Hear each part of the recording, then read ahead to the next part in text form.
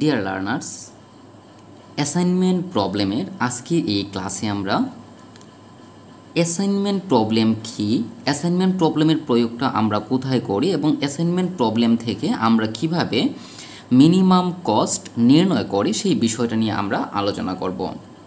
তো প্রথমত আমাদেরকে জানতে হবে যে হোয়াট ইজ অ্যাসাইনমেন্ট প্রবলেম, এই কর্মনিয়োগ সমস্যাটা আসলে কী। আমরা যদি বইয়ের ভাষায় বলি তাহলে কর্মনিয়োগ সমস্যা হলো একটি বিশেষ ধরনের পরিবহন সমস্যা। তার মানে কর্মনিয়োগ সমস্যাটা কিন্তু এক ধরনের ট্রান্সপোর্টেশন প্রবলেম, যেখানে কিছু সংখ্যক উৎসকে তার সমান সংখ্যক গন্তব্যের সাথে, মানে যতগুলো উৎস থাকবে গন্তব্য ততগুলো থাকবে। যদি 5টা উৎস থাকে তাহলে গন্তব্য 5টা থাকবে। মনে করুন আপনি মৌলভীবাজার থেকে সিলেটে পণ্য পাঠাবেন, তাহলে এখানে মৌলভীবাজারটা হচ্ছে উৎস এবং সিলেটটা হচ্ছে গন্তব্য বা ডেস্টিনেশন। এভাবে মনে করুন একটা প্রশ্নের মধ্যে 5টা উৎস রইল এবং 5টা গন্তব্য রইল। তো এটাকে এমনভাবে আপনাকে ভাগ করে দিতে হবে বা এমনভাবে এটাকে বরাদ্দ করতে হবে যাতে আমাদের খরচ সর্বনিম্ন হয় বাট প্রফিট সর্বোচ্চ হয়। দেখেন, আমরা কর্মনিয়োগ সমস্যাটা মানে হচ্ছে আপনি যে কাজটা করবেন এই কাজের মধ্যে আপনার খরচ কম হবে এবং প্রফিট আপনার বেশি হবে। এই যে সমস্যা, এই সমস্যাটাকে আসলে কর্মনিয়োগ সমস্যা বলা হয়। তো এই যে সমস্যাটা আমরা এখানে সলভ করব, তো এটাকে আমরা একেবারে আমরা এই সমস্যাটির সমাধান করব হাঙ্গেরিয়ান মেথডের সাহায্যে। দেখেন, অ্যাসাইনমেন্ট প্রবলেম নির্ণয়ের বিভিন্ন ধরনের সমস্যা মানে মেথড রয়েছে, তার মধ্যে একটা হচ্ছে হাঙ্গেরিয়ান মেথড। তো প্রশ্নটা আমরা যদি একটু পড়ি, solve the following assignment problem by the Hungarian method whose cost matrix is given below. তাহলে এখানে দেখতে পাচ্ছি আমরা কস্ট ম্যাট্রিক্স বা খরচ ম্যাট্রিক্সটা দেয়া আছে এবং এখানে যে অ্যাসাইনমেন্ট প্রবলেমটার কথা বলা হয়েছে এটাকে আমাদেরকে হাঙ্গেরিয়ান মেথডের সাহায্যে সলভ করতে হবে। ওকে, তো এখানে আমরা এই যে একটা চার্ট আমরা দেখতে পাচ্ছি এটা হচ্ছে আমাদের অ্যাসাইনমেন্ট। তো এই অ্যাসাইনমেন্টটা যদি আমরা একটু ভালোভাবে লক্ষ্য করি তাহলে এখানে ওয়ার্কার হচ্ছে 5 জন, A B C D E, মানে এখানে 5 ধরনের কর্মচারী আছে এবং 5টা জব আছে। তাহলে জবগুলোর নাম কি দেখেন, 1 2 3 4 5, এগুলো হচ্ছে জব এবং এগুলো হচ্ছে ওয়ার্কার। তার মানে 5টা ওয়ার্কার আছে এবং 5 ধরনের জব আছে। এবং এখানে আমরা দেখতে পাচ্ছি যে এখানে কিন্তু আমাদের কস্ট দেয়া আছে, মানে প্রথম ওয়ার্কারের প্রথম জবের জন্য কস্ট হচ্ছে 10 টাকা, প্রথম ওয়ার্কারের জন্য দ্বিতীয় জব হচ্ছে 5 টাকা। এভাবে এখানে অনেকগুলো কস্ট বা খরচ দেয়া আছে। তো এখান থেকে আমাদেরকে কি বের করতে হবে দেখেন, আমাদেরকে determine the optimum assignment schedule. দেখেন, determine the optimum assignment schedule অর্থাৎ চরম অ্যাসাইনমেন্ট শিডিউল আমাদেরকে ফাইন্ড আউট করতে হবে এবং আমাদেরকে এখান থেকে মিনিমাম কস্ট অর্থাৎ সর্বনিম্ন খরচটা বের করতে হবে। তো এই সমস্যাটি সমাধান করার জন্য আমরা অ্যাসাইনমেন্ট প্রবলেমের যে থিওরাম রয়েছে, সো আমরা এখানে থিওরামের হেল্প অবশ্যই নিব। তো দেখেন, এখানে থিওরামটা হচ্ছে যে অ্যাসাইনমেন্ট প্রবলেম সমাধানের একটি পদ্ধতি এবং এখানে পদ্ধতিটা বলতে এখানে হাঙ্গেরিয়ান মেথডটাকে বোঝানো হয়েছে। তো এখানে অনেকগুলো ধাপ আছে, সো আমরা কিন্তু এই অ্যাসাইনমেন্ট প্রবলেমটা স্টেপ বাই স্টেপ করব। তো প্রথমে দেখেন, এই থিওরিতে যাবার পূর্বে আমরা এখানে যে অ্যাসাইনমেন্ট প্রবলেমটা দেয়া আছে, আমরা এই অ্যাসাইনমেন্ট প্রবলেমটার যে কস্ট ম্যাট্রিক্স সেই কস্ট ম্যাট্রিক্সটা লিখে ফেলবো। কস্ট ম্যাট্রিক্স বলতে এই জায়গা থেকে এই জায়গা পর্যন্ত, এই যে 10 5 9 18 11 13 19 6 12 14 3 2 4 4 5 18 9 12 17 15 11 6 14 19 এবং 10, এগুলোকে আমরা একটা ম্যাট্রিক্স আকারে লিখব যার নাম হচ্ছে কস্ট ম্যাট্রিক্স। সো আমরা লিখব প্রদত্ত খরচ ম্যাট্রিক্স, এটা আমরা লিখে দিব। তো দেখেন, এখানে আমরা প্রদত্ত খরচ ম্যাট্রিক্সটা লিখে নিলাম এবং এই খরচ ম্যাট্রিক্সটা জাস্ট আমরা এখানে যে আমাদের অ্যাসাইনমেন্ট প্রবলেম রয়েছে সেই অ্যাসাইনমেন্ট প্রবলেম থেকে লিখেছি। এখন আমরা যাব আমাদের স্টেপগুলো এখানে কী কী আছে, আমরা একটু সাইড নোটে আমরা স্টেপগুলো দেখে নেওয়ার চেষ্টা করব। তো দেখেন, অ্যাসাইনমেন্ট প্রবলেম সমাধানের একটি পদ্ধতি হচ্ছে হাঙ্গেরিয়ান মেথড। তো আওয়ার ফার্স্ট স্টেপ ইজ খরচ ম্যাট্রিক্সের সারি এবং কলাম সংখ্যা সমান কিনা তা পর্যবেক্ষণ করি। যদি সমান না থাকে তাহলে সেটাকে কৃত্রিম সারি বা কৃত্রিম কলাম যোগ করে আপনাকে সেটাকে সমান করতে হবে। অর্থাৎ আপনার অ্যাসাইনমেন্ট প্রবলেম হতে হলে আপনার যে কস্ট ম্যাট্রিক্সটা থাকবে সেটা একটা স্কোয়ার ম্যাট্রিক্স হতে হবে, অর্থাৎ বর্গ ম্যাট্রিক্স হতে হবে। আমরা জানি যে ম্যাট্রিক্সের সারির সংখ্যা কলাম সংখ্যা সমান থাকে সেটাকে কিন্তু বর্গ ম্যাট্রিক্স বলা হয়ে থাকে। তো আমরা যদি একটু লক্ষ্য করি তাহলে এখানে দেখতে পাচ্ছি 5টা সারি রয়েছে, 5টা কলাম রয়েছে। সো এটাকে আমরা বলতে পারি 5/5 square matrix. So our first condition is fill up. So our second condition is প্রত্যেক সারির সবথেকে ছোট উপাদানটিকে ওই সারির সকল উপাদান হতে বিয়োগ করে সারিটিকে রূপান্তর করি। আবারও বলছি, প্রত্যেক সারির সবথেকে ছোট উপাদানটি থেকে, দেখেন প্রত্যেকটা সারি, এখানে সারি আছে কয়টা আমাদের 5টা সারি আছে, এবং প্রত্যেকটা সারির সবথেকে ছোট উপাদান থেকে মানে সবথেকে ছোট উপাদানটিকে ওই সারির সকল উপাদান থেকে বিয়োগ করতে হবে। সো আপনারা এখানে লিখে নেবেন যে প্রত্যেক সারির সবথেকে ছোট উপাদানটিকে অনুষঙ্গী বা প্রতিসঙ্গী সারির প্রতিটি উপাদান থেকে বিয়োগ করে আমরা রূপান্তরিত ম্যাট্রিক্স পাই। লাইনগুলো লিখবেন অবশ্যই, আমি এখানে লাইন লিখছি না, আমি সরাসরি এটার সমাধানটা করে দিচ্ছি।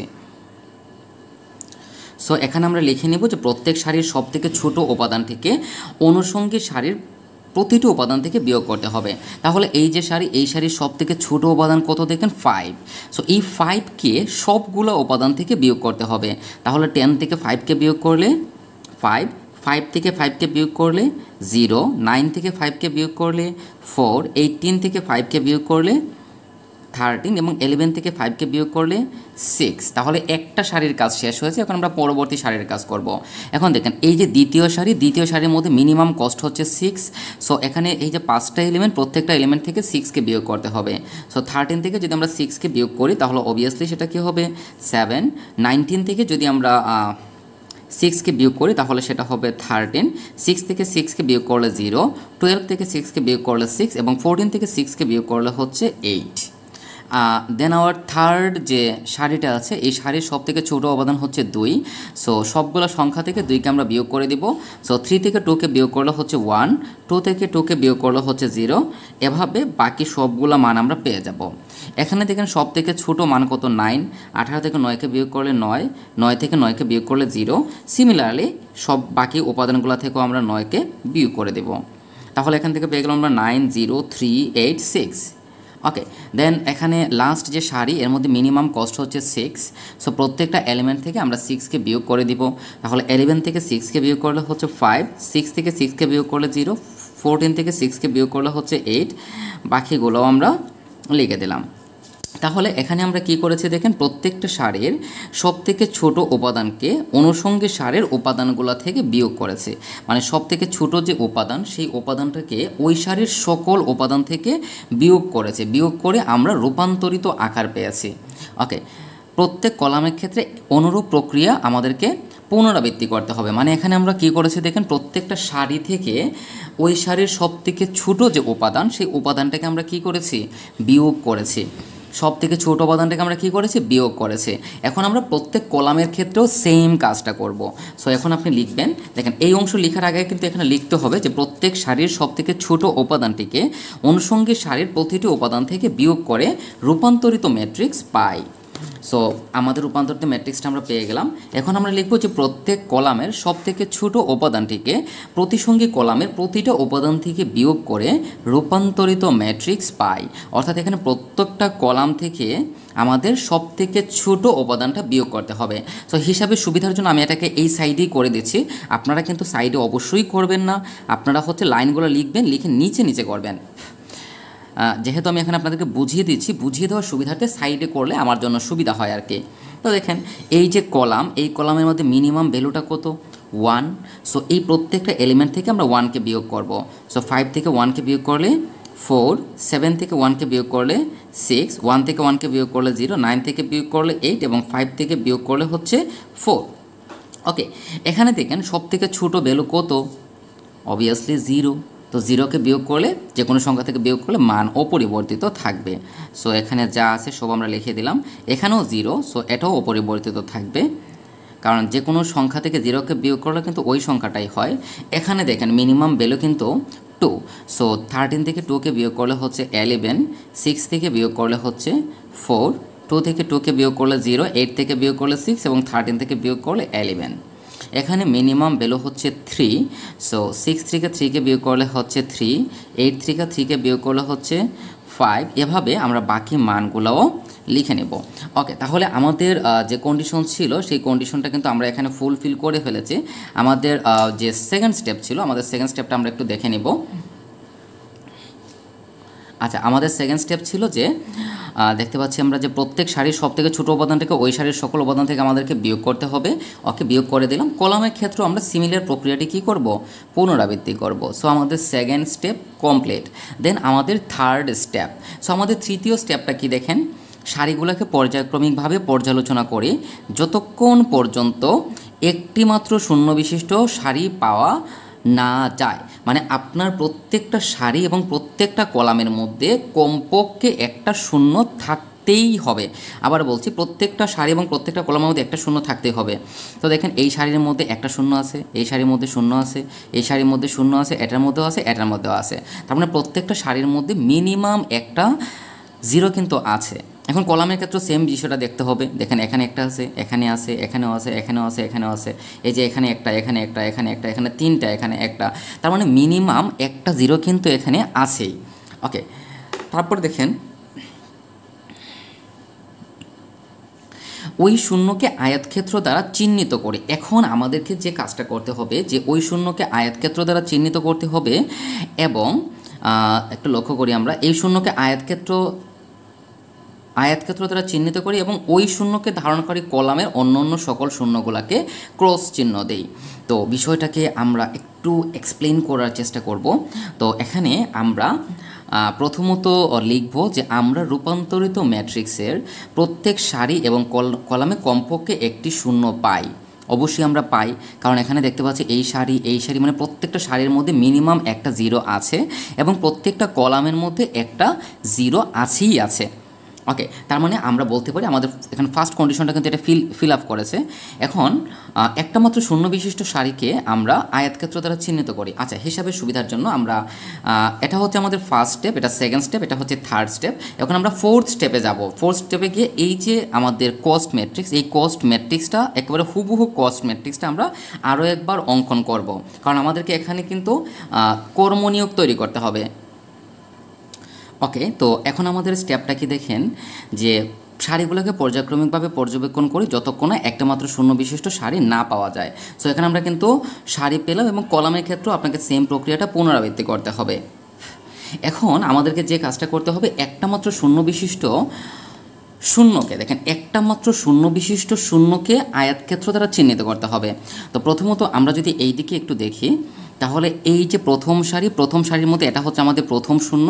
সো এটাকে আমরা আয়তক্ষেত্র দ্বারা চিহ্নিত করব। একটু ভালোভাবে লক্ষ্য করেন, এটাকে আমরা আয়তক্ষেত্র দ্বারা চিহ্নিত করব, কারণ আমরা বলেছি যে একটা মাত্র শূন্য বিশিষ্ট শূন্যকে আমরা আয়তক্ষেত্র দ্বারা চিহ্নিত করি এবং ওই শূন্যকে ধারণকারী কলামের, মানে ওই শূন্যটা যে কলামে আছে ওই কলামের সকল শূন্যকে আমরা ক্রস চিহ্ন দেই। তাহলে দেখেন এটা কিন্তু সারি, এই সারির মধ্যে আমরা কাজ করব। প্রথমত সারির মধ্যে প্রথম যে শূন্যটা থাকবে, দেখেন একাধিক শূন্য যদি থাকে তাহলে প্রথম শূন্যটাকে আমরা কাউন্ট করব। যেহেতু এখানে একটাই শূন্য আছে, এটাকে আমরা আয়তক্ষেত্র দ্বারা চিহ্নিত করলাম। এখন এই শূন্যটা যে কলামে অবস্থিত, দেখেন এই শূন্যটা কিন্তু আমরা সারির মধ্যে অবস্থিত, আবার কলামের মধ্যেও কিন্তু আছে। এই কলামের সকল উপাদান মানে সকল শূন্যকে আমরা ক্রস চিহ্ন দিব। তাহলে এই কলামের মধ্যে বাকি শূন্য কত? এটা একটা শূন্য, এটা একটা শূন্য, এটা একটা শূন্য। ওকে, তো এখন আমরা দ্বিতীয় সারিতে যাব। দ্বিতীয় সারিতে যাওয়ার পরে দেখতে পাবো এখানে একটা শূন্য আছে। সো এটাকে আমরা আয়তক্ষেত্র দ্বারা চিহ্নিত করব। দেখেন আমরা কাজ কিন্তু সারিতে করছি এবং বাদ দিব কলামকে। আপনি যখন কাজ সারিতে করবেন তখন বাদ যাবে কলাম, যখন কাজ আপনি কলামে করবেন তখন বাদ যাবে সারি। তো এখানে আমরা দ্বিতীয় সারিতে যদি আসি, তাহলে এই যে দ্বিতীয় সারি এটা কিন্তু একটা কর্মনিয়োগ। তাহলে এটার যে কলাম, এই কলম বরাবর আর শূন্য নাই, মানে আপনাকে ক্যালকুলেশন করার প্রয়োজন নাই।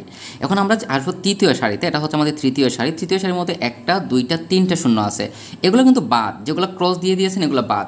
তো এখানে প্রথম যেটা আছে এটাকে আমরা আয়তক্ষেত্র দ্বারা চিহ্নিত করব। এখন দেখেন এই কলামের মধ্যে আর কিন্তু শূন্য নাই। সো এটাকে আপনি আর ক্যালকুলেশন করতে পারবেন না। দেন আমরা আমাদের চতুর্থ যে সারি এখানে যদি আসি, এখানে শূন্যই আর নাই, এখানেও আর শূন্য নাই, কারণ এগুলো তো আমরা কেটে ফেলেছি। তার মানে সারির কাজটা কিন্তু কমপ্লিট হয়ে গিয়েছে। সো দেখেন এই শূন্যকে আয়তক্ষেত্র দ্বারা চিহ্নিত করি এবং শূন্যকে ধারণকারী কলামের অন্য সকল শূন্যগুলোকে আমরা ক্রস চিহ্ন দেই। সো এখানে সিমিলার কাজটা আপনাকে দেখেন একইভাবে অগ্রসর হয় যতক্ষণ পর্যন্ত না প্রত্যেকটা সারির পর্যবেক্ষণ সম্পন্ন না হয়। তাহলে দেখেন আমাদের প্রত্যেকটা সারির পর্যবেক্ষণ কিন্তু এখানে সম্পন্ন হয়ে গিয়েছে। এখানে লাস্টে দেখেন ছোটো করে লেখা আছে কলামের ক্ষেত্রেও একই প্রক্রিয়া পুনরাবৃত্তি করি। তাহলে এখন আমরা কলামের বিষয়ে একটু আসবো। এখন দেখেন তো এটা হচ্ছে আমাদের ফার্স্ট কলাম। এই প্রথম কলামের মধ্যে শূন্য কিন্তু নাই, ভালোভাবে লক্ষ্য করেন এই প্রথম কলামের মধ্যে শূন্য কিন্তু নাই, কারণ এখানে কর্মনিয়োগ হয়ে গিয়েছে আর তো নাই। এখানে এই যে দ্বিতীয় কলামের মধ্যে 4টা শূন্য ছিল, একটার মধ্যে কর্মনিয়োগ হয়ে গিয়েছে এবং বাকি 3টা বাদ। তৃতীয় কলামে যদি আমরা আসি, এখানে তো শূন্য আর নাই, যে একটা ছিল এটার মধ্যে অলরেডি কর্মনিয়োগ হয়ে গিয়েছে। চতুর্থ কলামে যদি আসি, এখানে কিন্তু শূন্য আছে। সো এটাকে আমরা আয়তক্ষেত্র দ্বারা চিহ্নিত করব। এখন দেখেন কাজ কিন্তু আমরা কিভাবে করছি, কাজটা কিন্তু আমরা কলাম বরাবর করছি। সো বাদ যাবে সারি। আপনি কাজ যখন কলামে করবেন তখন বাদ যাবে সারি, এবং কাজ যখন সারিতে করবেন তখন বাদ যাবে কলাম। তাহলে যেহেতু এখানে আমরা কলাম বরাবর কাজ করছি, তাহলে এই কলামটা যে সারিতে অবস্থিত এই সারির সকল শূন্যকে ক্রস দিতে হবে। এই দুইটা তো বাদ, তাহলে একটাই আছে, এটাকে কী করব আমরা ক্রস দিয়ে দেব। এখন আমরা লাস্ট সারিতে যদি যাই, লাস্ট সারিতে কিন্তু আর শূন্য নাই। ওকে, তাহলে আমরা আমাদের যে এখানে আমাদের থিওরামের যে থার্ড স্টেপ ছিল সেটা কিন্তু ফিল আপ হয়ে গিয়েছে। ওকে, তারপরে এখন আমরা কি করব দেখেন আমি এখানে বর্ণনাগুলো এই জন্য লিখছি না, বর্ণনাগুলো আপনারা নিজে লিখতে পারবেন। আমি জাস্ট আপনাদেরকে বিষয়টাকে একটু ভালোভাবে বুঝিয়ে দেওয়ার চেষ্টা করছি। তারপরে এখানে আমরা দেখব যে কতগুলো গড়ের মধ্যে কর্মনিয়োগ আছে। এই যে আয়তক্ষেত্র যেগুলো আছে এগুলো হচ্ছে কর্মনিয়োগ। তাহলে এখানে যদি আমরা একটু লিখি, এখানে লিখবেন যে এখানে চতুর্থ এবং পঞ্চম সারিতে কোনো কর্মনিয়োগ নেই। দেখেন এটা প্রথম সারি, কর্মনিয়োগ আছে। দ্বিতীয় সারি, কর্মনিয়োগ আছে। তৃতীয় সারি,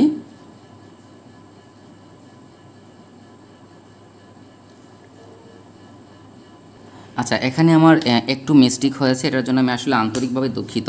দেখেন আমরা যখন এই সারি বরাবর কলাম বরাবর কাজ করব, তাহলে দেখেন এই কলাম বরাবর কিন্তু একটাই শূন্য ছিল এবং এটাকে আমরা আয়তক্ষেত্র দ্বারা চিহ্নিত করেছিলাম। তাহলে এই সারি বরাবর সকল উপাদান কিন্তু বাদ যাবে, অর্থাৎ এখানে যে জিরোটা আছে এটা কিন্তু বাদ যাবে। এখানে যে জিরোটা আছে এটা কিন্তু বাদ যাবে। এটা আমার একটু মিস্টেক হয়েছিল, তার জন্য আমি আসলে আন্তরিকভাবে দুঃখিত।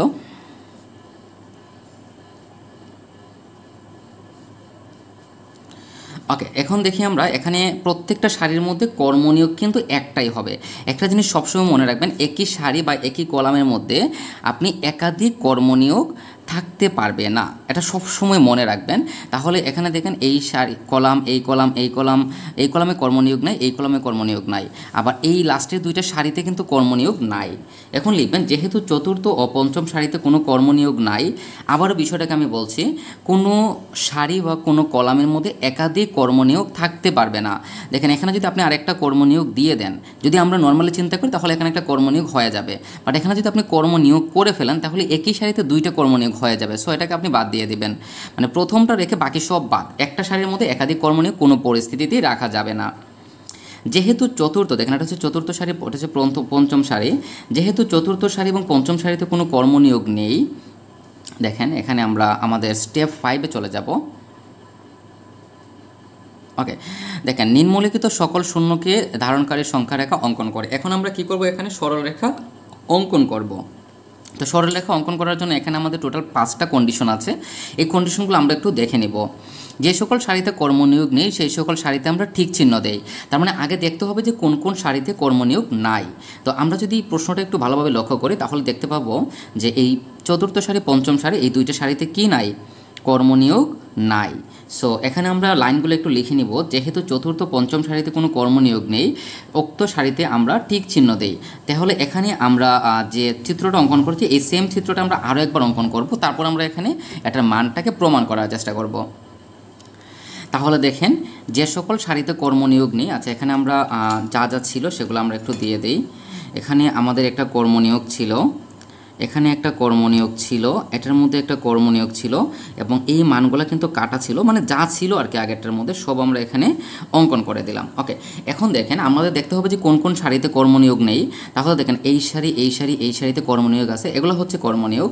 তাহলে লাস্ট দুইটা সারিতে কর্মনিয়োগ নাই, তাই আমরা এই দুইটা সারিতে এখানে আমরা ঠিক চিহ্ন দিব। দেখেন কি বলা হয়েছে, যে সকল সারিতে কর্মনিয়োগ নেই সে সকল সারিতে ঠিক চিহ্ন দেই।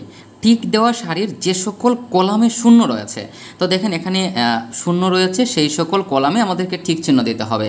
তাহলে এই দুইটা হচ্ছে ঠিক দেওয়া সারি। তো এই ঠিক দেওয়া সারি বরাবর যদি আমরা আসি, তাহলে দেখতে হবে যে কোথায় শূন্য আছে, ঠিক দেওয়া সারির কোথায় শূন্য আছে। তাহলে ঠিক দেওয়া সারির বরাবর এখানে একটাই শূন্য আছে, আবার এখানেও দেখেন একটাই শূন্য আছে, মানে এই দুইটার মধ্যে শূন্য কিন্তু শুধুমাত্র এই দ্বিতীয় কলামেই আছে। সো এখানে আপনাকে ঠিক চিহ্ন দিতে হবে, কারণ দেখেন ঠিক দেওয়া সারির যে সকল কলামে শূন্য রয়েছে সেই সকল কলামে ঠিক চিহ্ন দেই। এখন আমাদেরকে কি করতে হবে দেখেন, ঠিক দেওয়া যতক্ষণ পর্যন্ত না এই প্রক্রিয়া শেষ হয় ততক্ষণ পর্যন্ত এটাকে পুনরাবৃত্তি করি। ওকে, ঠিক না দেওয়া সারি এবং ঠিক দেওয়া কলাম বরাবর সরল রেখা অঙ্কন করি। ঠিক না দেওয়া সারি মানে যেখানে আপনি ঠিক দেননি, তাহলে ঠিক না দেওয়া সারি কোনগুলা বলেন তো? আচ্ছা, এখানে আরেকটা বিষয় রয়েছে কিন্তু দেখেন, এখানে আমরা এখানে এই যে আমরা ঠিক চিহ্ন দিয়েছি এটা কিন্তু কলাম বরাবর ছিল। এখন লাস্টে আরেকটা বিষয় রয়ে গিয়েছিল, দেখেন এখানে স্টেপ 3, ঠিক দেওয়া কলামের যে সকল সারিতে কর্মনিয়োগ আছে সেই সকল সারিতে ঠিক চিহ্ন দেই। ঠিক দেওয়া কলামের যে সকল সারিতে, তাহলে দেখেন এখানে 1 2 3 4 5টা কলাম রয়েছে, এবং এই 5টা কলামের মধ্যে একটা কলামের মধ্যে শুধুমাত্র ঠিক চিহ্ন রয়েছে। তাহলে ঠিক দেওয়া কলাম বরাবর যদি আমরা যাই, তাহলে দেখতে হবে যে ঠিক দেওয়া কলাম বরাবর কোনো সারিতে কর্মনিয়োগ আছে কিনা। তাহলে ঠিক দেওয়া কলাম বরাবর এটা একটা বিন্দু, এটা একটা মানে এটা একটা cost cost cost cost cost, এবং প্রত্যেকটার মধ্যে কর্মনিয়োগ একটাতেই আছে, মানে এই জায়গাতে আছে। তাহলে এই যে কস্ট এটা বরাবর যে সারি, সেই সারিতে আমরা ঠিক চিহ্ন দেব। তাহলে এখানে আমরা ঠিক চিহ্ন দিব। এখন আমাদেরকে কি করতে হবে দেখেন, এখন হচ্ছে ঠিক না দেওয়া সারি এবং ঠিক দেওয়া কলাম বরাবর সরল রেখা অঙ্কন করতে হবে। ঠিক না দেওয়া সারি মানে যেখানে আপনি ঠিক চিহ্ন দেন নাই, তাহলে আমরা ঠিক চিহ্ন দেই নাই কোনটা কোনটাতে দেখেন, দ্বিতীয় সারি এবং তৃতীয় সারি, এই দুইটা সারিতে কিন্তু আমরা ঠিক চিহ্ন দেই নাই। সো এই সারি বরাবর আমরা একটা সরল রেখা অঙ্কন করব, এবং এটা বরাবর আমরা একটা সরল রেখা অঙ্কন করব, কারণ আমরা বলেছি ঠিক না দেওয়া সারি এবং ঠিক দেওয়া কলাম। দেখেন ঠিক না দেওয়া সারি দুইটা ঠিক ছিল না, তাই এই দুইটাকে আমরা সরল রেখা অঙ্কন করলাম, এবং ঠিক দেওয়া কলাম বরাবর, তার মানে এটা হচ্ছে আমাদের ঠিক দেওয়া কলাম। সো ঠিক দেওয়া কলাম বরাবর আমরা সরল রেখা অঙ্কন করলাম। ওকে, তো আমাদের আরেকটা স্টেপ কিন্তু এখান থেকে ক্লিয়ার হয়ে গেল। তারপর দেখেন এখন আমরা আউটপুটের দিকে একটু অগ্রসর হব। আওয়ার স্টেপ নম্বর 5, যদি শূন্যগুলোর মধ্যে দিয়ে গমনকারী রেখার সংখ্যা, তাহলে শূন্যগুলোর মধ্যে দিয়ে গমনকারী রেখার সংখ্যা কয়টি হয়েছে দেখেন, 1টা 2টা 3টা, তার মানে গমনকারী রেখার সংখ্যা হচ্ছে 3টা। যদি আমাদের কস্ট ম্যাট্রিক্সের সারি সংখ্যা বা কলাম সংখ্যা সমান হয়, তাহলে আমাদের যে এখানে কস্ট ম্যাট্রিক্সটা ছিল, এখানে সারি ছিল 5টা, কলাম ছিল 5টা, কিন্তু এখানে দাগ সংখ্যা কয়টা হয়েছে, 3টা। তার মানে এখানে যে সরল রেখাগুলো আমরা অঙ্কন করেছি, এই সরল রেখাটা কিন্তু ওই ম্যাট্রিক্সের সারি বা কলাম সংখ্যা সমান হয় নাই। যদি হতো তাহলে এখানে আমাদের আনসারটা শেষ হয়ে যেত, তাহলে এখান থেকে আমরা যে মিনিমাম কস্ট সেটা আমরা বের করতাম। বাট এখানে কি করা হয়েছে দেখেন, যে সমান হয় তাহলে তৃতীয় ধাপে ক্রস না দেওয়া শূন্যগুলোর, আচ্ছা এখানে এই বিষয়টা আমরা পড়ে যাচ্ছি, কিন্তু যদি না হয় দেখেন অন্যথায় পরবর্তী ধাপে যেতে হবে। তাহলে যেহেতু আমাদের এটা সমান হয় নাই, তাহলে তো আমরা এখানে চিন্তা করে লাভ নেই, সো আমাদের পরবর্তী ধাপে যেতে হবে। সো আমাদের পরবর্তী ধাপটা কি দেখেন, খরচ ম্যাট্রিক্সের নিম্নরূপ পুনরায় পর্যবেক্ষণ করি। খরচ ম্যাট্রিক্স বলতে কস্ট ম্যাট্রিক্সটা বোঝানো হয়, এটা হচ্ছে আমাদের কস্ট ম্যাট্রিক্স। সো এটাকে আমরা কি করব, এখন পর্যালোচনা করব। আচ্ছা, এখন পর্যালোচনা করার পরে কি বলা হয়েছে দেখেন, যে রেখাগুলো দ্বারা অনাবৃত উপাদানগুলো হতে সবথেকে অনাবৃত মানে যেগুলোর মধ্যে দিয়ে এই গমনকারী রেখাটা যায় নাই, যেমন এই সারি বরাবর এটা কিন্তু আবৃত, এই সবগুলো আবৃত এবং এই সবগুলো আবৃত, আর যেগুলোর মধ্যে দাগ যায় না এগুলো হচ্ছে অনাবৃত। এখন এই অনাবৃত উপাদানগুলোর মধ্যে দেখেন অনাবৃত উপাদান কোনটা, 4 4 11 3 8 3 6 3 4 8 11 1, এই উপাদানগুলো থেকে সব থেকে মিনিমাম যে এলিমেন্ট সেটাকে খুঁজে বের করতে হবে। সো আমরা এখানে লিখব যে এখন আমরা লক্ষ্য করি যে কালি করা রেখার সংখ্যা হচ্ছে 3, যা সারি বা কলাম সংখ্যা সমান নয়, সুতরাং উক্ত কর্মনিয়োগটি চূড়ান্ত নয়। যেহেতু এটা চূড়ান্ত নয়, তার মানে আমাদেরকে চূড়ান্ত কর্মনিয়োগটাকে বের করতে হবে। সো আমরা লিখব যে রেখাগুলো দ্বারা অনাবৃত প্রত্যেক উপাদান সমূহ হতে ক্ষুদ্র উপাদান 1 বিয়োগ করি। দেখেন এখানে যতগুলো অনাবৃত উপাদান আছে তার মধ্যে সবথেকে ছোট উপাদান কিন্তু 1। সো এখানে এই যে যেগুলো অনাবৃত উপাদান, প্রত্যেকটা উপাদান থেকে আমরা 1কে বিয়োগ করব। কেন করব? কারণ দেখেন এখানে বলা হয়েছে যে খরচ ম্যাট্রিক্সে নিম্নরূপ পর্যালোচনা করি, ধাপ 4 এর রেখাগুলো দ্বারা অনাবৃত উপাদান সমূহ সবথেকে ছোট উপাদানটি খুঁজে বের করি। সো এখানে সবথেকে ছোট উপাদান হচ্ছে 1, এটা আমরা খুঁজে বের করেছি। ওকে, তারপরে কি করতে হবে দেখেন, সকল ক্রস না দেওয়া উপাদানগুলো হতে ওই উপাদানটিকে বিয়োগ করি। ক্রস না দেওয়া উপাদানগুলো হতে মানে যেগুলোর মধ্যে দিয়ে রেখাটা যায়নি, তার মানে এই যে উপাদানগুলো, এই উপাদানগুলো থেকে আমরা 1কে বিয়োগ করব। এবং কোথায় গেল, বিয়োগ করে এবং দুটি রেখার ছেদবিন্দুতে উপাদানটার সাথে যোগ করে। তাহলে দুটি রেখার ছেদবিন্দু কোন কোন বিন্দু দেখেন, এই যে বিন্দু এটা হচ্ছে দুইটা রেখার ছেদবিন্দু, কারণ এই রেখা এবং এই রেখা এই বিন্দুতে মিলিত হয়েছে, আবার এই রেখা এবং এই রেখা এই বিন্দুতে মিলিত হয়েছে। তার মানে এই 13 এবং 0-র সাথে আমরা 1টাকে যোগ করব, কারণ এই দুইটা হচ্ছে ছেদবিন্দু। আর এই যে 4, 4, 11, 3, 8, 3, 6, 3, 4, 8, 11, 1, এই প্রত্যেকটা উপাদান থেকে 1কে আমরা বিয়োগ করব। বিয়োগ করে আমরা নতুন ম্যাট্রিক্স তৈরি করব। তো দেখেন এখানে 4 থেকে যদি আমরা 1কে বিয়োগ করি তাহলে 3, 0 অপরিবর্তিত থাকবে। 4 থেকে 1কে বিয়োগ করে, আচ্ছা এখানে যে রেখাগুলো রয়েছে, যেগুলো রেখার উপর দিয়ে অঙ্কন করেছি আমরা রেখা, মানে যে কস্টগুলোর উপর দিয়ে আমরা রেখা অঙ্কন করেছি, এই প্রত্যেকটা কস্ট অপরিবর্তিত থাকবে। শুধুমাত্র যেগুলো ছেদ বিন্দু, যেমন এই দুইটা কিন্তু ছেদ বিন্দু, সো ওই ছেদ বিন্দুতে শুধুমাত্র 1টাকে আমরা যোগ করব, এবং বাকি সকল বিন্দু যেগুলোর মধ্যে দিয়ে রেখাটা অতিক্রম করেছে সেগুলো অপরিবর্তিত থাকবে। তাহলে দেখেন এটা 4 হয়ে যাবে 3, কারণ 4 থেকে 1কে বিয়োগ করলে 3, 11 থেকে 1কে বিয়োগ করলে 10, 5 থেকে 1কে বিয়োগ করলে হচ্ছে 3 থেকে 1কে বিয়োগ করলে হচ্ছে 2। এখানে দেখেন 6, এটাকে কাজ করা যাবে না কারণ এটার উপর দিয়ে রেখাটা গিয়েছে। এই যে 13, এই 13-এর সাথে 1 আমরা যোগ করব, কারণ হচ্ছে যে ছেদবিন্দুগামী যে কস্টটা থাকবে এই কস্টের সাথে মিনিমাম এলিমেন্টটা যোগ করতে হবে, এবং ছেদবিন্দু ব্যতীত বাকি যে বিন্দুগুলো অনাবৃত সেগুলো থেকে মিনিমাম এলিমেন্টকে বিয়োগ করতে হবে। তাহলে এই যে 0, 4, 5 এগুলো সেম থাকবে। এই বরাবর কোনো উপাদানের কাজ হবে না, শুধুমাত্র এই 0টা 1 হয়ে যাবে, কারণ এটা যেহেতু ছেদ বিন্দু, সো 0-এর সাথে 1কে যোগ করলে 1 হয়ে যাবে, আর বাকি সব অপরিবর্তিত থাকবে।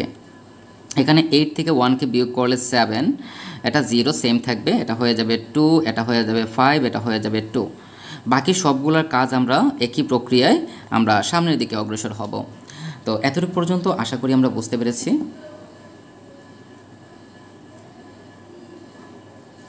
ওকে, তো এখন আমাদের যে কাজটা করতে হবে সেটা হচ্ছে দেখেন, যোগ করে রেখাগুলো দ্বারা অতিক্রান্ত উপাদানগুলো অপরিবর্তিত থাকবে। এখন আমাদের আরও একবার স্টেপ 4-এ যেতে হবে। স্টেপ 4 মানে কোনগুলা, এই যেগুলোতে কর্মনিয়োগ নেই সেগুলোকে টিক চিহ্ন দিতে হবে। তো এখন আমরা কি করব দেখেন,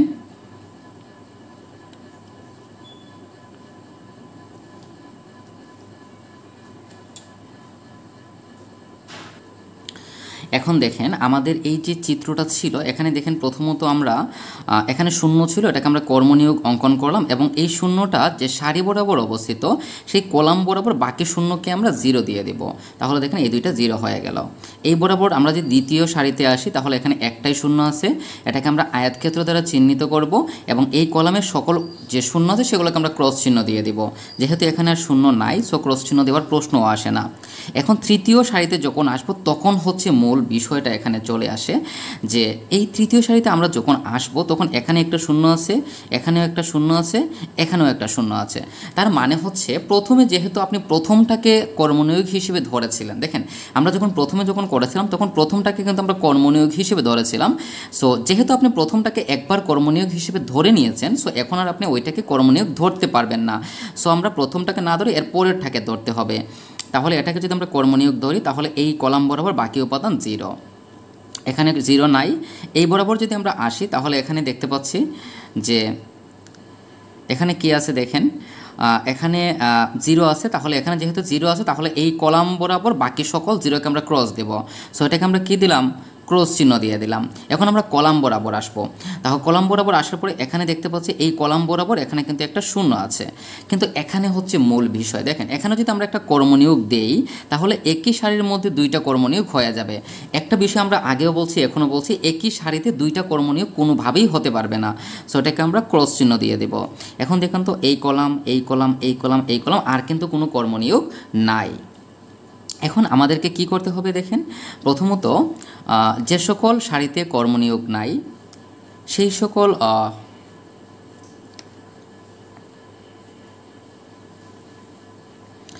স্টেপ 4 আমরা আবার কিন্তু পুনরাবৃত্তি করব।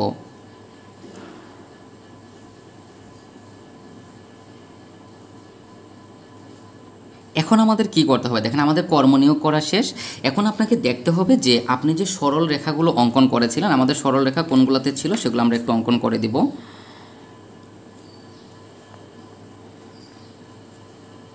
তো দেখেন এখানে এই বরাবর কিন্তু একটা কর্মনিয়োগ আছে বাট শূন্য নাই।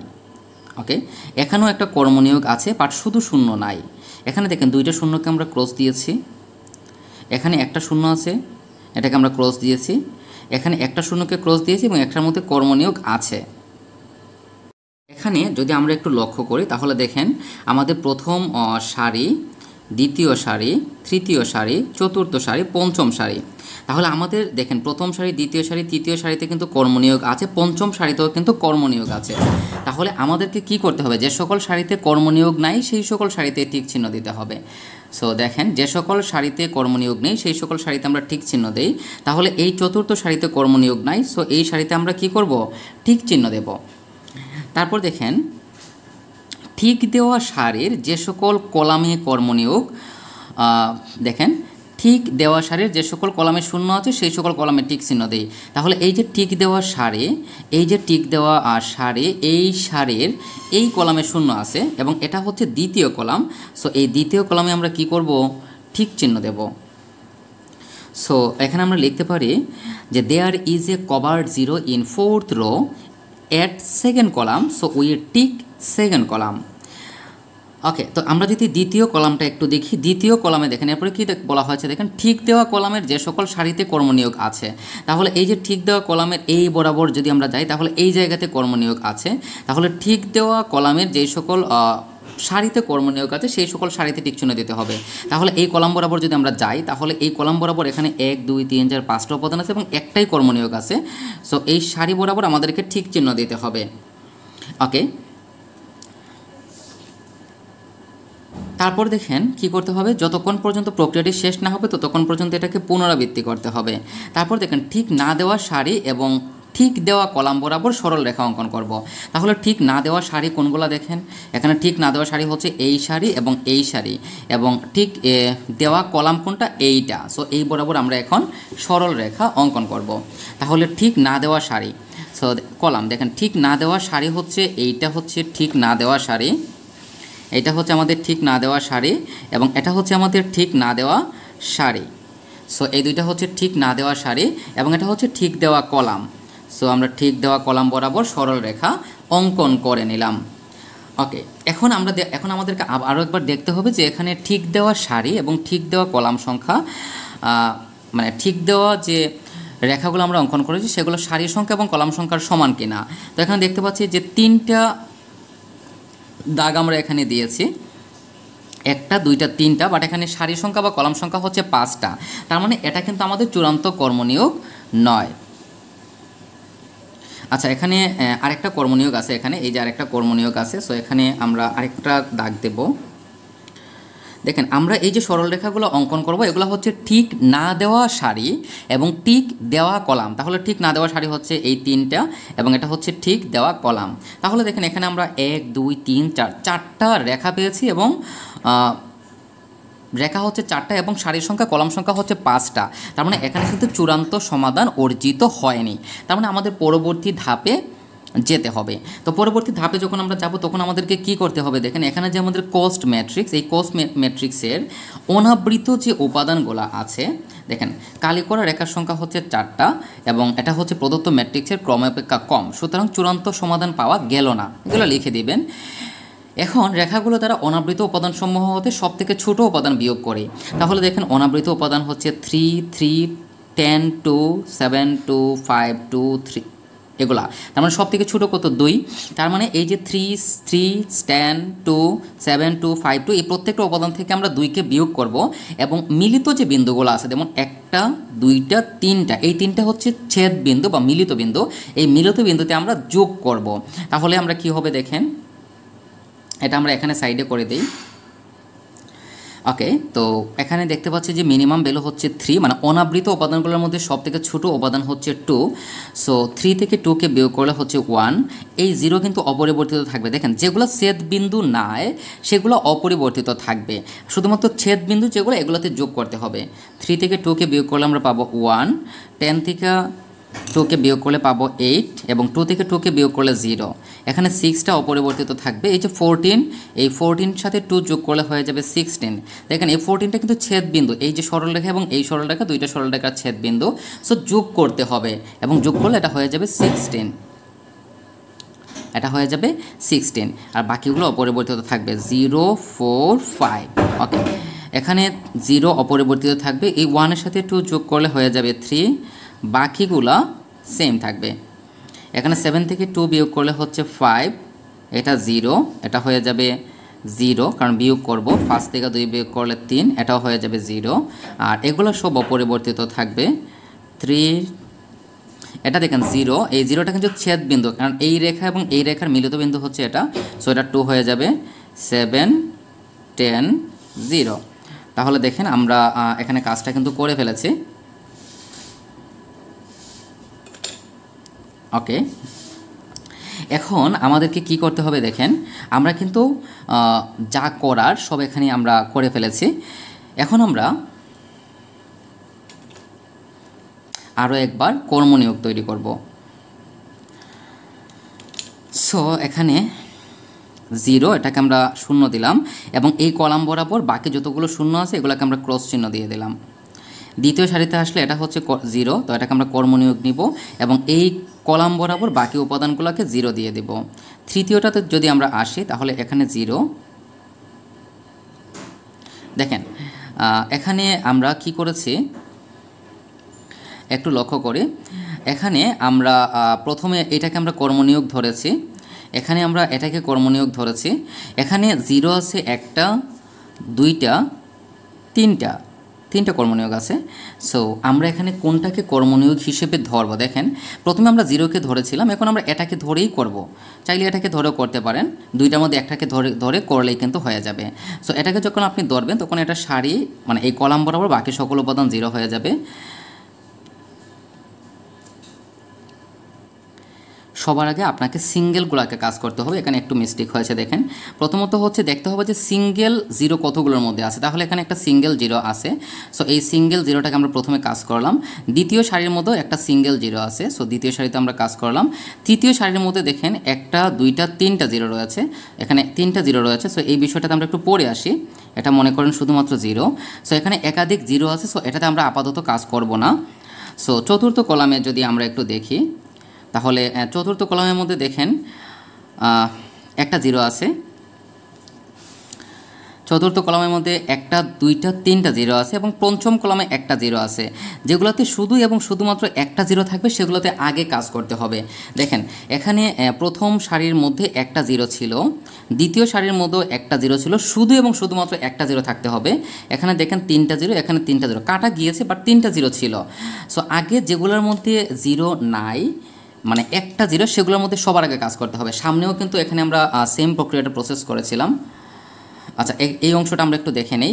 তাহলে এটাকে যদি আমরা কর্মনিয়োগ নেই, এই বিন্দুতে যদি কর্মনিয়োগ নেই তাহলে এই কলাম বরাবর বাকি সকল উপাদান কি হয়ে যাবে 0 হয়ে যাবে, বাকি সকল উপাদান 0 হয়ে যাবে। এখন আমরা কলাম বরাবর অগ্রসর হব।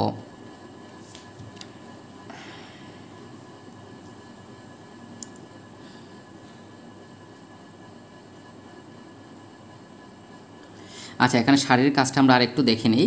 এখানে দেখেন প্রথম সারিতে আর কিন্তু 0 অবশিষ্ট বাকি নাই, দ্বিতীয় সারিতেও কিন্তু নাই, বাট তৃতীয় সারিতে 2টা আনক্রসড 0 রয়েছে।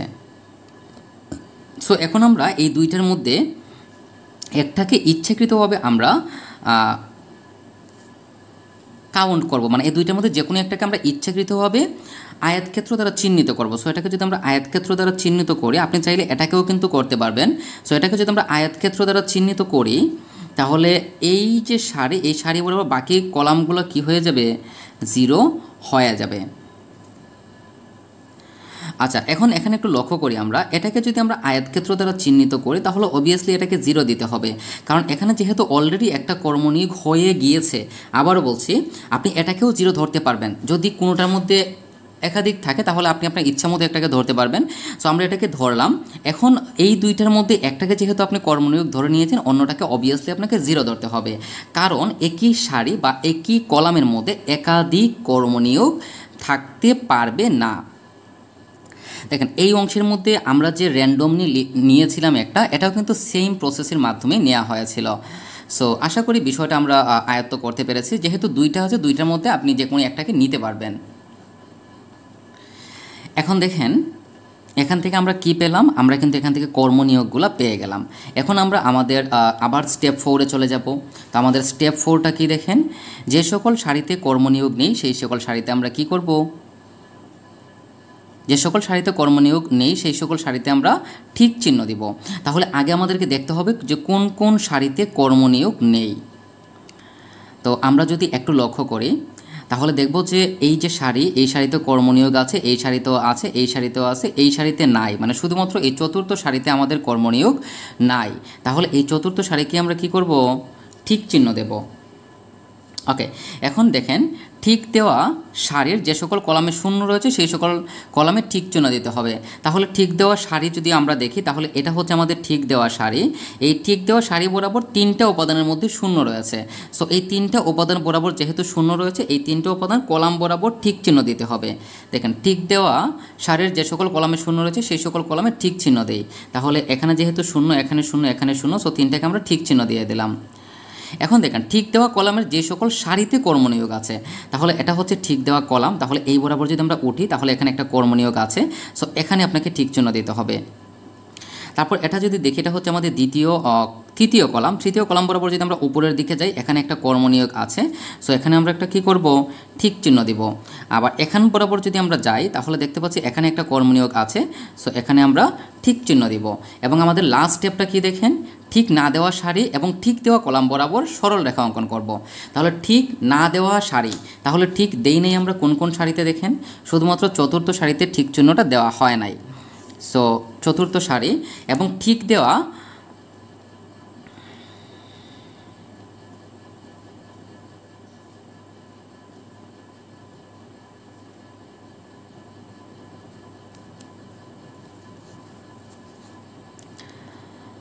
ওকে। সো আমরা এখন কী করব দেখেন, যে ঠিক না দেওয়া সারি, এই যে ঠিক না দেওয়া সারি এবং ঠিক দেওয়া কলাম বরাবর আমরা সরল রেখা অঙ্কন করব। সো এটা হচ্ছে ঠিক দেওয়া কলাম বরাবর সরল রেখা। তো এখানে যদি আমরা একটু দেখি যে এখানে কালি করা রেখার সংখ্যা হচ্ছে 4টা, যা ম্যাট্রিক্সের ক্রম অপেক্ষা কম, সুতরাং চূড়ান্ত সমাধান নয়। এখন রেখাগুলো দ্বারা অনাবৃত সকল উপাদান হতে ক্ষুদ্রতম 1 বিয়োগ করি।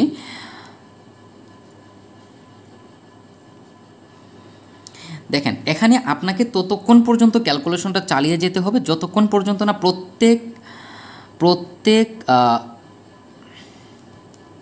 প্রত্যেক সারি এবং কলামে একটি এবং কেবলমাত্র একটা কর্মনিয়োগ থাকবে। দেখেন, আপনি চূড়ান্ত সমাধান তখনই পাবেন যখন আপনার ফাইনাল আউটপুটে প্রত্যেকটা সারি এবং প্রত্যেকটা কলামে একটা এবং শুধুমাত্র একটা কর্মনিয়োগ থাকবে। তাহলে এই যে আমরা কস্ট ম্যাট্রিক্সটা তৈরি করলাম, এখানে সমস্যাটা আসলে কোথায়? দেখেন, প্রথম সারির মধ্যে কর্মনিয়োগ আছে, দ্বিতীয় সারিতে আছে, তৃতীয় সারিতে আছে, বাট চতুর্থ সারিতে কোনো কর্মনিয়োগ নাই। সমস্যাটা কিন্তু এইটাই করেছে। আবার এখানে প্রথম কলামে কিন্তু কর্মনিয়োগ নাই, এখানে দ্বিতীয় কলামে কর্মনিয়োগ আছে, তৃতীয় কলামে কর্মনিয়োগ আছে, চতুর্থ কলামে কর্মনিয়োগ আছে, পঞ্চম কলামে কর্মনিয়োগ আছে। তার মানে এখানে প্রথম কলাম এবং চতুর্থ সারিতে কর্মনিয়োগ নাই। এই না থাকার কারণে আপনাকে আরও একবার এটাকে পুনরাবৃত্তি করতে হবে।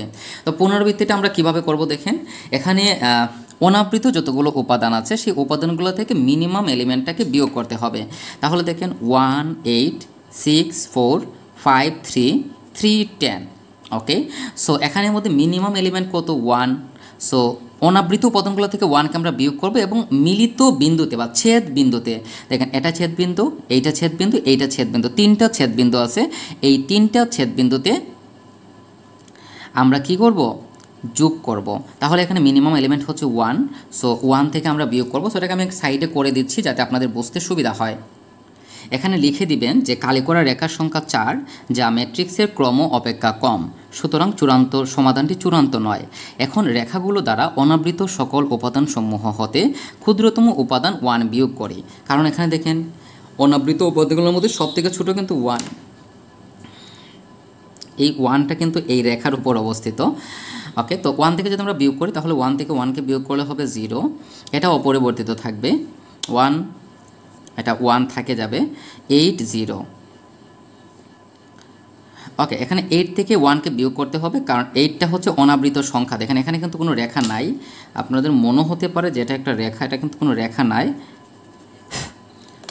ওকে, তারপর হচ্ছে 6 থেকে 1কে বিয়োগ করলে হবে 5, এখানে হচ্ছে 16, এখানে 0 4 5, সো 0, এই 4 এর সাথে 1 বিয়োগ করলে হয়ে যাবে 3, আর 5 দেখেন 5 বরাবর কিন্তু রেখা গিয়েছে, সো 5 অপরিবর্তিত থাকবে।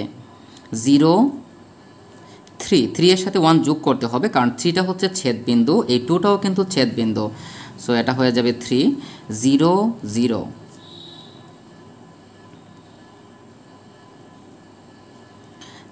আর এই 0টা কিন্তু ছেদবিন্দু, সো এই 0-র সাথে আপনাকে এই মিনিমাম এলিমেন্ট 1 যোগ করতে হবে, তাহলে 1 হয়ে যাবে। অর্থাৎ এই 3 2 আর 0 এই তিনটার সাথে শুধুমাত্র 1 যোগ করবেন এবং বাকি এই যে এলিমেন্টগুলো, এই এলিমেন্টগুলো থেকে আমরা 1কে বিয়োগ করব। তাহলে দেখুন 5 থেকে যদি আমরা 1কে বিয়োগ করি তাহলে সেটা হবে 4, এটা হবে 0, এটা 0, 3 থেকে বিয়োগ করলে 2, এটা 0, 3 থেকে 1কে বিয়োগ করলে 2 2, এটা 2 7 অপরিবর্তিত থাকবে। এখানে 10 থেকে 1 বিয়োগ করলে 9, আর এটা হচ্ছে 0। ওকে, তো আমরা নিচে নিচে লিখি যাতে আমাদের হিসাব করতে সুবিধা হয়। ওকে, এখন আমরা আরও একবার কর্মনিয়োগ তৈরি করব এখানে। সো প্রথমত আমরা প্রথম থেকেই কর্মনিয়োগ তৈরি করতে হয়। সো এখানে আমরা দেখতে পাচ্ছি যে 1টা 2টা 3টা 0 রয়েছে, এখানে 1টা 2টা, এখানে দেখেন আগে দেখতে হবে যে সিঙ্গেল 0 কোথায় কোথায় আছে। তো এখানে একাধিক 0 আছে, সেটার মধ্যে আমরা পরে কাজ করব। এখানে সিঙ্গেল একটা 0 আছে, সো এটাকে আমরা আয়তক্ষেত্র দ্বারা চিহ্নিত করব এবং এই বরাবর কলাম বরাবর সকল উপাদান 0 হবে। এখানেও দেখতে পাচ্ছি 2টা রয়েছে, সো এটা আমরা কাজ পরে করব। এখানে 1টা রয়েছে, সো এটার কাজটা আমরা আগে করব। সো এটাকে আমরা আয়তক্ষেত্র দ্বারা চিহ্নিত করব এবং এই কলাম বরাবর বাকি শূন্যগুলোকে আমরা ক্রস চিহ্ন দিয়ে দেব। এখন আমরা আসি এই জায়গাতে, এখানে দেখেন এখন 2টা শূন্য আছে, আগে ছিল 3টা, এখন হয়ে গেল 2টা। সো এখন আমরা র্যান্ডমলি যে কোনো একটা নিতে পারবো। সো এটাকে যদি আমরা আয়তক্ষেত্র হিসেবে চিহ্নিত করি তাহলে এটার কলাম বরাবর বাকি উপাদানগুলো 0 হবে। এখন এই বরাবর যদি আমরা যাই তাহলে আর নাই, এই বরাবর যদি আমরা যাই তাহলে এখানে একটা 0 রয়েছে, সো এটাকে আমরা আয়তক্ষেত্র দ্বারা চিহ্নিত করব এবং এই কলাম বরাবর বাকি শূন্যগুলোকে 0 দিব। যেহেতু আর 0ই নাই, সো দেওয়ার প্রশ্নই আসে না। এখন এই সারিতে যদি আমরা আসি, এখানে দেখেন একটা 0 আছে, সো এটাকে আমরা আয়তক্ষেত্র দ্বারা চিহ্নিত করব। আর এটাকে যখন আপনি আয়তক্ষেত্র দ্বারা চিহ্নিত করবেন, আমরা কিন্তু সারি বরাবর কাজ করছি, সো এই কলাম বরাবর বাকি শূন্যগুলো 0 হয়ে যাবে। এখন আমরা যদি একটু লক্ষ্য করি তাহলে দেখেন প্রথম সারিতে কর্মনিয়োগ, দ্বিতীয় সারিতে কর্মনিয়োগ, তৃতীয় সারিতে কর্মনিয়োগ, চতুর্থ সারিতে কর্মনিয়োগ, পঞ্চম সারিতে কর্মনিয়োগ, তার মানে প্রত্যেকটা সারিতে কর্মনিয়োগ আছে। আবার প্রথম কলামে কর্মনিয়োগ, দ্বিতীয় কলামে কর্মনিয়োগ, তৃতীয় কলামে কর্মনিয়োগ, চতুর্থ কলামে কর্মনিয়োগ, পঞ্চম কলামে কর্মনিয়োগ, তার মানে প্রত্যেক সারি এবং প্রত্যেক কলামে একটি এবং কেবলমাত্র একটি কর্মনিয়োগ আছে, সুতরাং চূড়ান্ত সমাধান পাওয়া যায়। এটা আমরা লিখতে পারি এখান থেকে। সো এখন আমরা যদি অপটিমাম অ্যাসাইনমেন্ট শিডিউলটা নির্ণয় করি, অপটিমাম অ্যাসাইনমেন্ট শিডিউল বলতে আমরা এখানে বুঝছি যে চরম অ্যাসাইনমেন্ট শিডিউল। তাহলে দেখেন আমরা এখানে লিখব সুতরাং চরম অ্যাসাইনমেন্ট শিডিউল।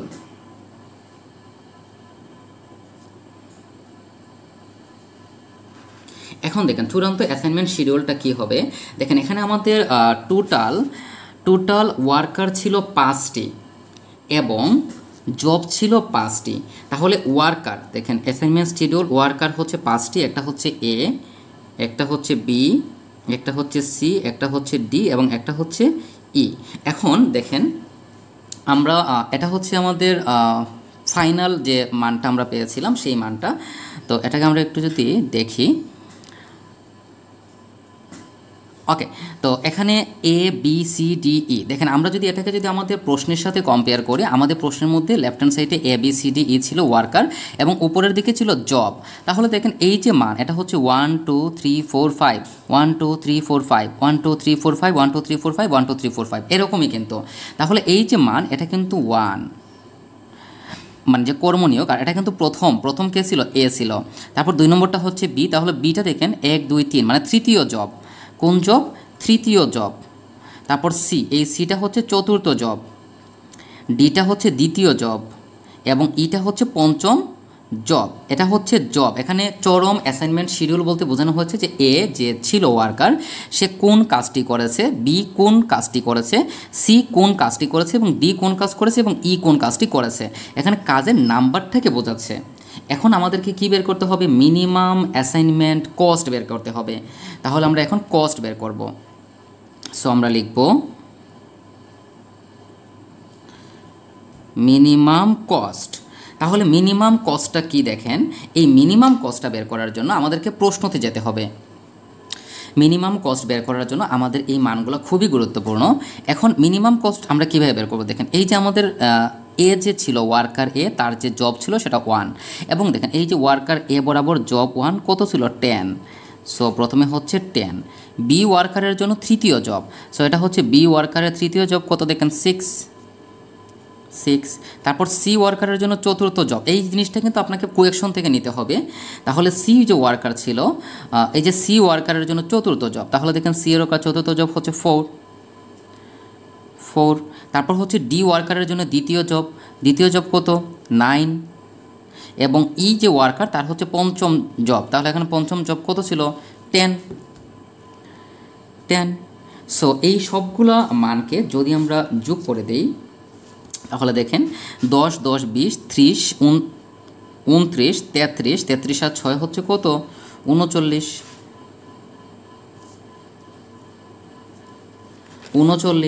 এখন আমাদেরকে দেখতে হবে আমাদের যে প্রশ্ন ছিল সেখানে বলা হয়েছিল যে সর্বনিম্ন খরচ কত। এটাই কিন্তু আমাদের প্রশ্ন ছিল যে সর্বনিম্ন খরচ কত টাকা। এখন এখানে আপনাকে দেখতে হবে যে আপনার যে কোয়েকশনটা দেয়া আছে সেটা কোন এককে দেয়া আছে, সেই বিষয়টা আপনাকে এখানে দেখতে হবে।